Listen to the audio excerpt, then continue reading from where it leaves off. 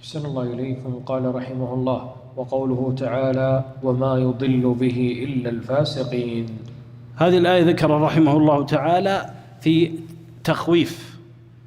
تخويف من أعرض عن القرآن فظل مع أن القرآن بين يديه، فهذا من فسقه.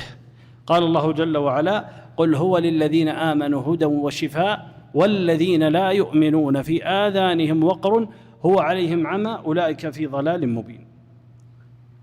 وقال سبحانه وتعالى: ولقد صرفنا في هذا القرآن ليذكروا وما يزيدهم إلا نفورا. هذا حال من فجر في القرآن، يعرض عن هذا القرآن، عن تدبر معانيه، أو أنه يعرف هذا الخطاب لفظا ويعرف معناه ولكن يرده بالأهواء. نعم.